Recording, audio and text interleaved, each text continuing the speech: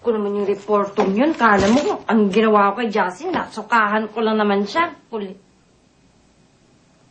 Teka. Nakaluhod ako nun ah. Isipin nilang... Ano ba yan? Yeah!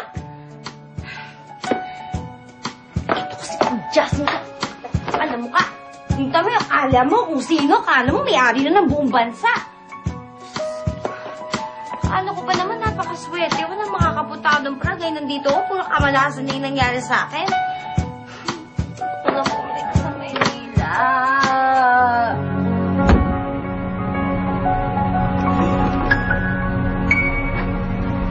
Alfred! Sir? Meron ba tayo alcohol dyan? Sige po, meron po. Kukunin ko po. Sige. Ito po, para sa inyo. H. Hello, Justin. Ikaw talaga? Ano naman tong ginawa mo, ha? Unang araw mo pa lang, may skandal ka na agad. H, wala akong kasalanan. Hindi ko ginawa yun. Ano wala kang ginawa? Whatever. Lagi naman ganyan ang sinasabi mo. At sino naman tong babaeng to? Who's this? My God, in public pa, hindi mo lang sa hotel? Ano ka ba? H, hindi ko kilala yung babaeng yun. It's all just a big misunderstanding.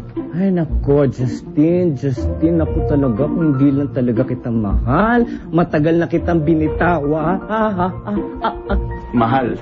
Sabihin mo, mahal yung komisyon na nakuha mo sa akin. Okay. Pero susubukan kunin yung mga pictures, okay? Natatakot ako, baka kumahal sa internet. Ha? Oo, nakakaloka kasi yun eh. Sige na, ha? Mahal na to. Okay? Tatawagan kita ulit kasi tsa, pinako dito. Bye-bye. Ano ba? Sir, alcohol? Ano yan? Alcohol po, sabi niyo. Alcohol disinfectant, nasukahan kaya ako. Ah, ganun po ba? Sorry po.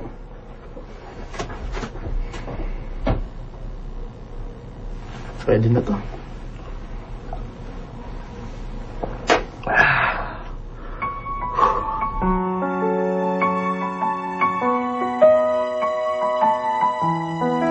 Gutom na ako. Kasi naman dapat tiniis ko na yung pagkain ko kanina. Hindi dapat ako lusaka. Hindi dapat ngayon, nilaman yung tiyan ko. Tapos sa lahat pa ng tao na pwede kong sukahan, si Justin na si Tinta. Ay, naku, alam ko lang talaga na ganito yung magiging trip kong to. Hindi na lang umalis ng Maynila. Di dapat ngayon, nandun akong TV, kumakain, susulat, kumakain, nagbabasa, kumakain. Ay, mayaman na tayo, Wishart! Mabibili natin lahat ng gusto natin. Mag-shopping tayo agad bukas, ha? Kasi meron akong nagustuhang bag, eh. Paalala ko lang sa'yo, Wishart. Marami akong taong pinagkakautangan. Hoy, kailangan pa ba nating bayaran yung mga yun? Hindi mo natin sila pwedeng takasan? Ulo ko naman yung nakataya dun Tsaka, huwag ka mag-alala dahil meron pa naman matitira sa atin meron ako alam kung saan natin pwede i-invest yan. Ha? Oo, may nabasa ko sa internet yung MS Funds. Isang buwan lang magiging triple na yung pera natin. Hindi na tayo yayaman. Nakakapagbayad pa tayo kaya kung ano mga kinuha natin sa kanya.